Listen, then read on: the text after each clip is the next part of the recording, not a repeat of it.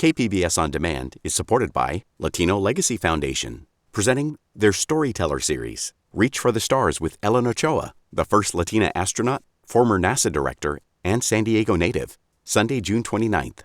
More at latinolegacyfoundation.org. Good morning, I'm Debbie Cruz. It's Monday, October 23rd.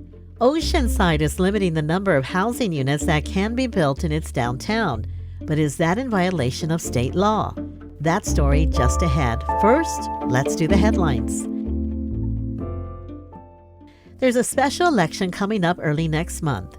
Those who live in the county's 4th District, Chula Vista, and the Fallbrook or Rainbow Water districts who want to vote by mail need to be registered by today. Otherwise, residents will need to go to the registrar's office in Kearney Mesa to register in person and vote. Tomorrow, the San Diego County Board of Supervisors will consider looking into an unsafe camping ordinance. The city of San Diego and Poway recently passed a similar ordinance to address a growing number of homeless encampments. San Diego's law prohibits camping in public when shelter beds are available and at all times near schools, parks, and transit hubs. Supervisor Joel Anderson is bringing the proposal forward. He says it would be another tool to clean up encampments on a wider scale in the unincorporated areas. Also tomorrow, county supervisors will consider a resolution to support a proposed amendment to the U.S. Constitution to change gun laws. Governor Gavin Newsom calls the proposal the Right to Safety Amendment. It would raise the minimum age to buy a gun from 18 to 21, mandate universal background checks, and ban assault rifles. County Supervisor Tara Lawson-Remer says she wants the county to take a stance on the issue and is asking supervisors to support the resolution. From KPBS, you're listening to San Diego News Now. Stay with me for more of the local news you need.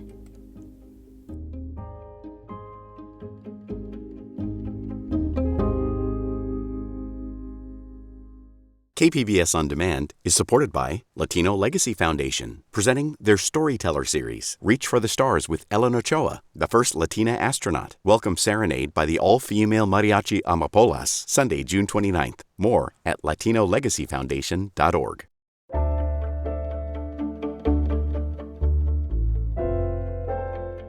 The city of Oceanside has placed a limit on the number of units a developer can build in the downtown area.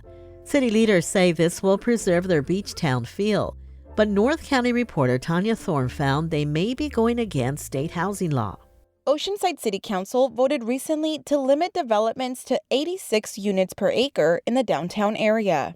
In 2019, the cap was half that, 43 units per acre. But state housing laws pushed council to remove it and give developers unlimited density. This led to the approval of larger and denser developments in the downtown area. And the assumptions are that we want to continue to develop everything, and we want the development to be a constant stream.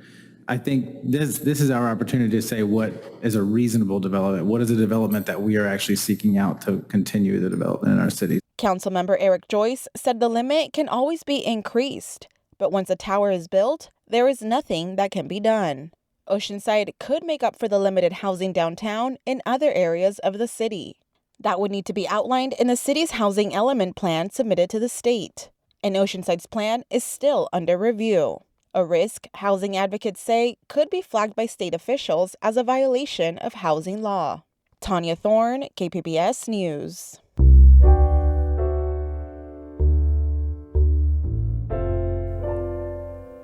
Meantime, the first affordable student housing project in downtown San Diego is officially under construction. Education reporter MG Perez has more on the apartment complex that aims to bring some financial relief to City College students.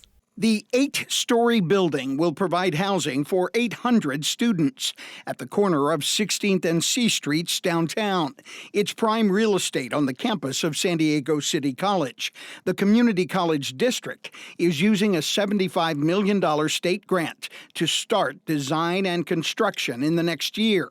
The additional $200 million needed will come from bond money and a capital fundraising campaign. Diego Bethay is City College Associate Student student government president, who says relief is on the way for students who need it most. A student doesn't have to stress about that, pick up extra hours just to make rent, and I can focus on studying. Rent could be as low as $1,000 a month for a studio.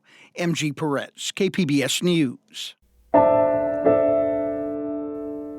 Over the weekend, the Oceanside Unified School District hosted representatives from schools across the country. Here again is reporter MG Perez with more on the meeting that focused on mental health. The School Superintendents Association came to Oceanside this weekend to find solutions to the problem facing students coast to coast: mental health challenges following the COVID shutdowns and continuing with learning loss and declining enrollments. Sherry Cammey is superintendent of the Baldwin District on New York's Long Island with just 5,000 students.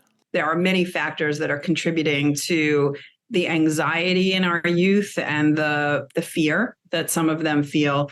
Doesn't matter if you're on the East Coast or the West Coast, we're all seeing the same thing. Oceanside Unified is a much larger school district with almost 16,000 students. The 75 visiting school leaders toured some of the district's North County campuses, looking at programs serving students from a range of backgrounds and challenges, including the unhoused to military families. MG Perez, KPBS News. Coming up, how one San Diegan helped bring color and culture to Encinitas through public art. We'll have that story and more just after the break.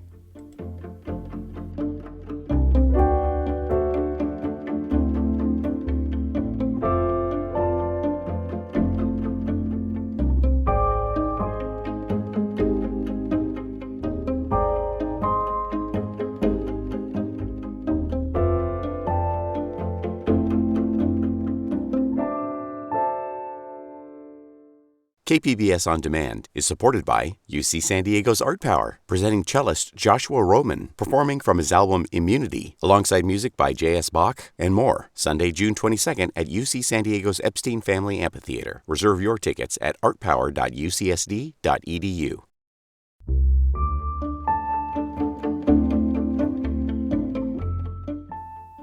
An embattled biodiesel factory in Barrio Logan is shutting down most of its business by the end of the year. Environment reporter Eric Anderson has details. New Leaf Biofuels plans to close the firm's fuel processing operations in Barrio Logan. CEO Jennifer Kay says the company notified the Air Pollution Control District. This decision was made due to economic conditions combined with the difficulties of continuing to operate under heavy regulatory and neighborhood pressures. Neighborhood residents have pushed for years to eliminate smells. The Environmental Health Coalition's Nicholas Paul says the odors are generated as the plant turns used cooking oil into diesel fuel. This move by New Leaf, I think, wouldn't have happened had it not been for community members advocating and organizing and saying, hey, I don't want to live next to a biofuel plant, and elevating that to regulators. An expensive activated carbon filtering system got rid of the worst stench, but the move didn't quash neighborhood opposition. The company will spend the rest of the year winding down the biofuel operations and helping 25 to 30 workers find new jobs. Eric Anderson, KPBS News.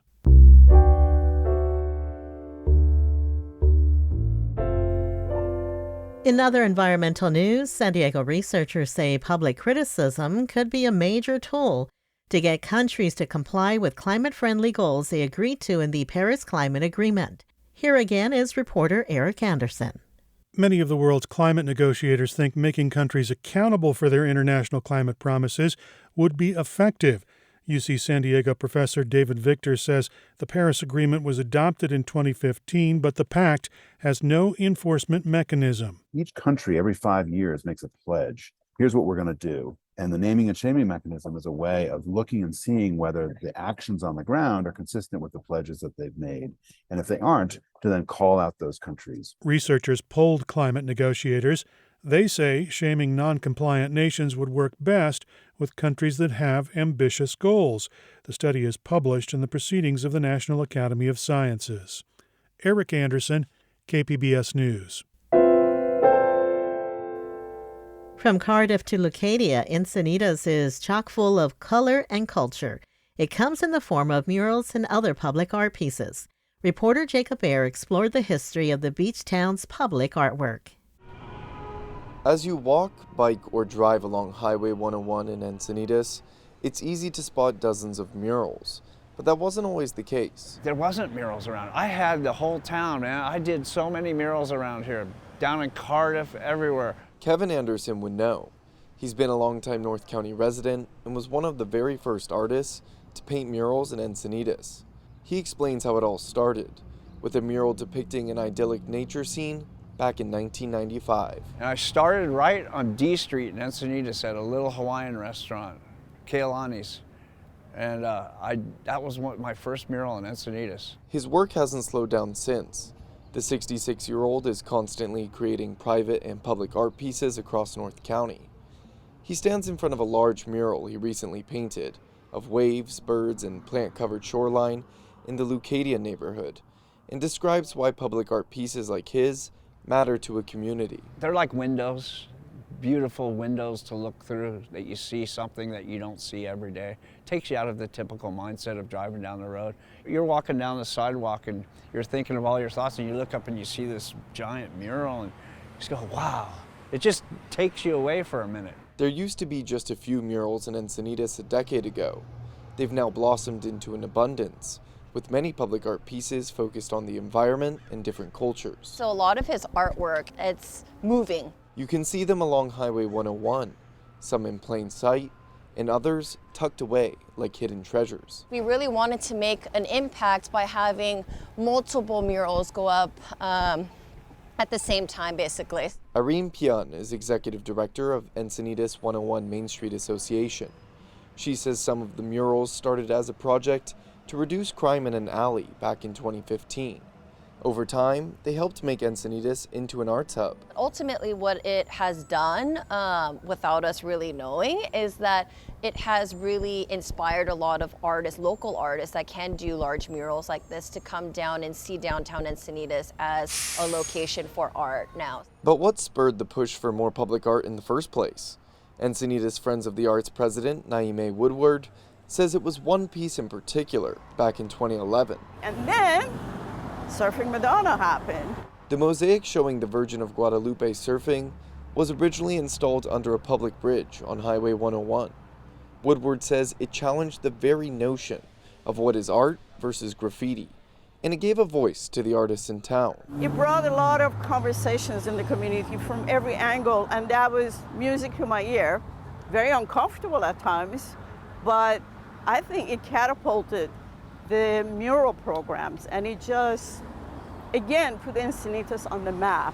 But it also received a lot of pushback. Some of them were offended because they couldn't figure out why Mother Mary or Guadalupe would be on a surf. But once it was explained, because Save the Ocean, that surfers are using and tapping into that divinity to save the ocean, they embraced it. Since then, Encinitas has grown into a public art haven, and Woodward says that shouldn't stop at murals. I do encourage people to see some of the sculptures, hopefully the ones that are going to go up on a temporary basis. There are 5 sculpture pads, and they're coming. After decades of work and countless brushstrokes, Anderson's vision for an art-filled city has arrived, weaving a large and tangible tapestry across his hometown.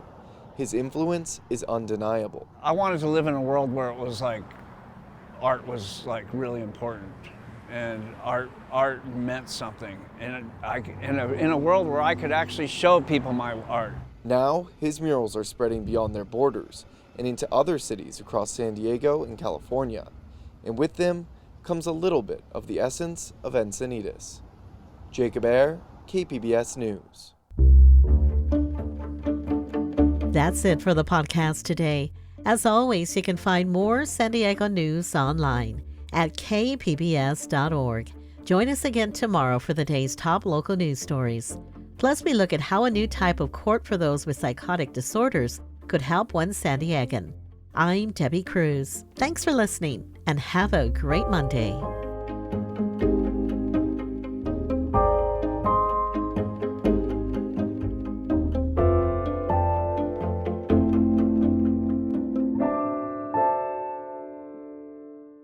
KPBS On Demand is supported by Latino Legacy Foundation, presenting their Storyteller series, Reach for the Stars with Ellen Ochoa, the first Latina astronaut. Welcome Serenade by the all-female mariachi Amapolas, Sunday, June 29th. More at LatinoLegacyFoundation.org.